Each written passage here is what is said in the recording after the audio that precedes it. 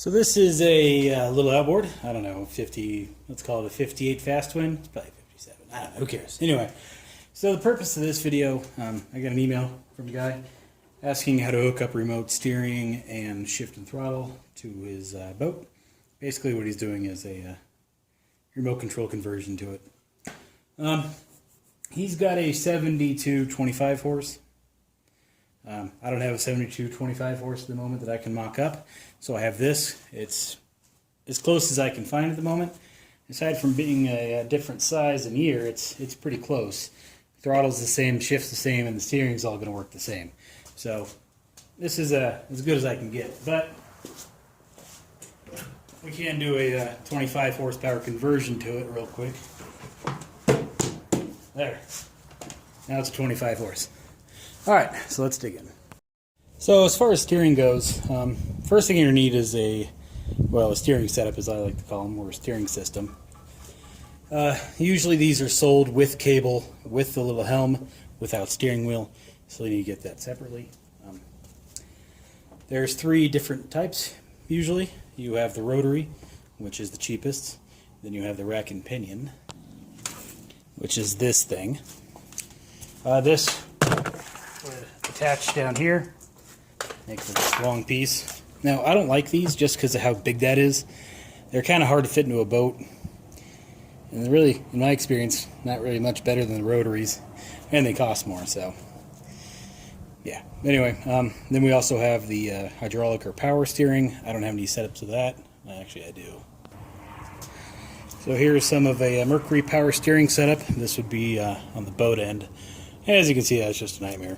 If you're working with 25 horse, I wouldn't even consider this thing. Let's put that back to where I got it. So anyway, with rotary and rack and pinion, you also have another option called no feedback. So rotary, no feedback steering. That basically means that the outboard won't turn by itself. You have to turn the steering wheel. It's probably a good option if you have a larger horsepower boat, like, you know, I don't know, 200 horsepower or something. I don't really care for them. I got one once, kind of regretted it. Reason being is you can't just, when you're at the back of the boat and you want to turn the motor, you can't. You got to go to the steering wheel to turn it. I didn't really care for it. So I would stick with the standard feedback rotary type and go from there. This is the other end of your steering cable. This would go into a tilt tube and give you your steering. So this is the rack and pinion one. This, granted, isn't as nice, but this is the end for the rotary. As you can see, they're identical. They're kind of universal, and as you turn your steering wheel, it goes in and out. So pretty basic. As your and my engine here both don't have a tilt tube, you need a way to get a tilt tube onto it. So one option is this piece. This basically mounts to the transom of your boat here. Goes like so. Tube runs through here, connects down here. So let me hook this up real quick. Now these are adjustable. So you have this back nut and this main nut here. You should take this all apart to adjust this, but I'm not really going to. So you want to get it kind of out closer to being even with your steering system. At least well, you can't see what I'm doing, can you? So see where this sticks out? I'm trying to get it as close as I can to that.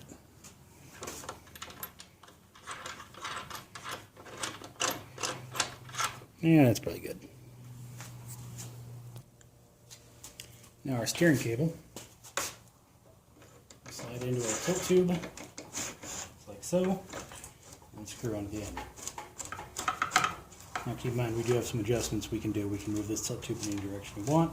We can go up and down. There's a lot of different things we can do. So that's the start of it. So now we have a problem with connecting this to this. A lot of modern, newer outboards have a hole facing downwards that this would simply attach to. In this vintage, you do not. You have this weird looking slot thing in the front. So you can't just put a bolt into there. That may work if you use a clevis, which is this, like so. It would turn that way just fine. The problem is going that way. If you imagine a rod, it can't go through this. So you need to find a way to get it to go to the bottom, like so. Again, clevis goes in the steering cable, goes to that. I don't have that adapter. I bought two for my 9.9 15 horsepower project, and both of those two are sitting in my boat, nowhere near me. So I don't have a good way to mock that up, but I'll see what I can do. Okay, this is what I got. This is an old steering link connector for the cable-driven type. This would pull the motor side to side. You're going with a rotary, which is a better system anyway, in my opinion. So yours isn't going to be quite shaped like this. Yours is just going to have a hole in the bottom, which is all you need.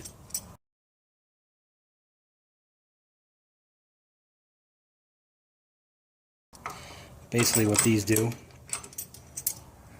see the pin, see the hole, clips onto the bottom, that screws in and attaches, and that gives you your link point.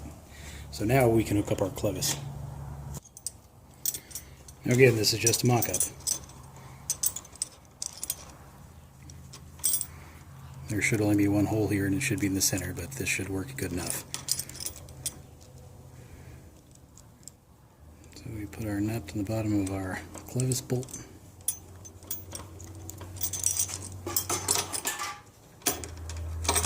Hook that up to our motor. Get it on there right. And now we have steering with a tilt tube.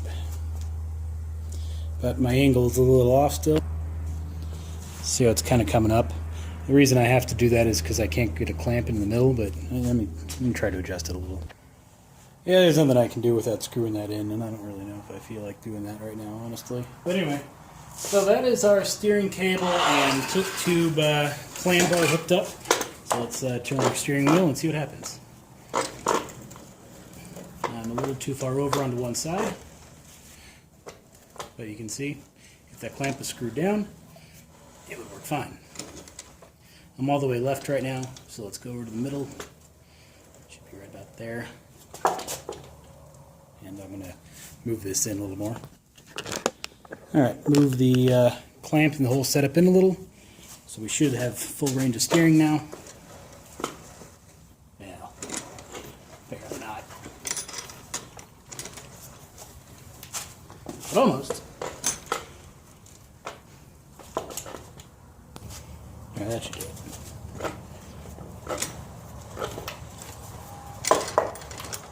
Yep, good enough. Well, anyway, so that's kind of how that works. Let's try the tilting. So, please don't pay attention to my dirty shorts, my nasty shoes, or my ugly blue shirt. Engine's released.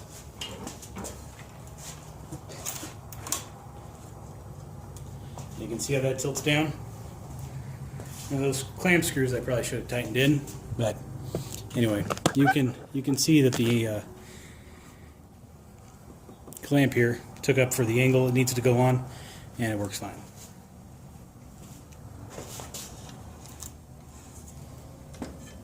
And yeah, so that's that type of steering.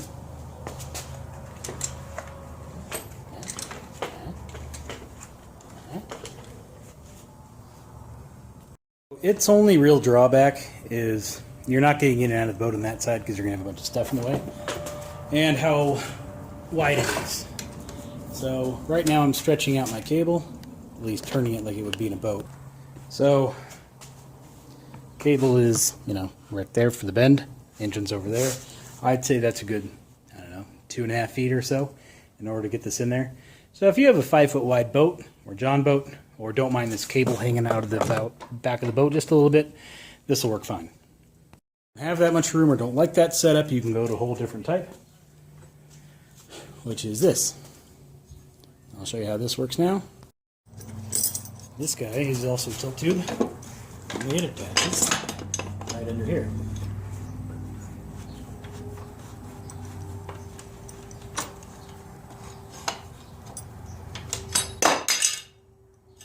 As you can see, it also needs some tubing.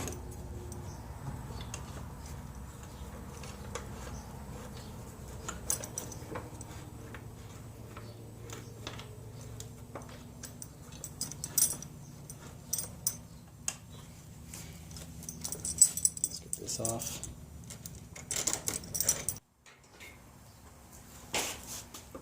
And this steering cable should go straight through.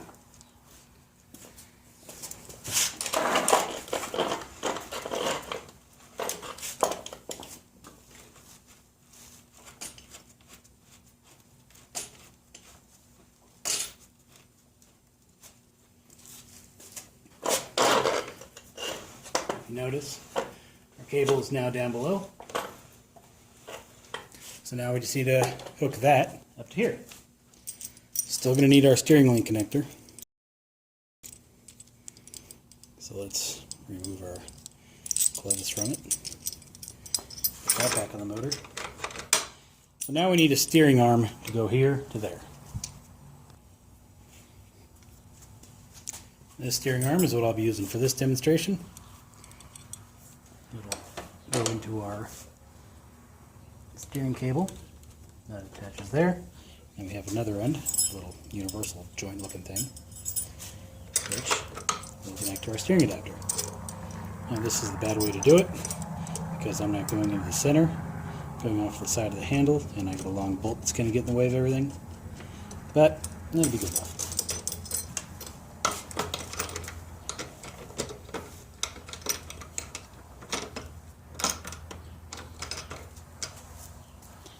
So that is attached. Let's see how well this works.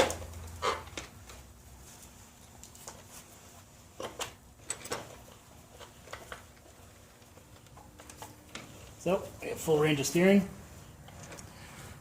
We have a, let me back up. We have a much more compact setup. It'll fit into a much smaller of a boat. You know, your boat could be, I don't know, total 3 feet wide, and this thing would fit fine, and you won't have this cable hanging off the end. So yeah, all in all, I think this is a better setup. Problem is they're harder to find. You're going to need the transom mount. Not a big deal. I don't know if anybody makes them still, and I don't know what they're called, but you know, it's easy. You're also going to need the steering arm. Sure, that's not hard to find, and you're also going to need, again, this link. Either way, you're going to need one of those links, so that doesn't really change anything. So yeah, that is the basic of your steering when you don't have a tilt tube. Shift and throttle, that's a whole different ballgame. And I'd show you that, but this isn't really a good engine for it because it doesn't have a little attachment here. It does have the hole for the cable, but it's missing the little block. This side of the engine does have where your cable mount would go, but it's got a broken gear, so you ain't getting no cable on there anyway.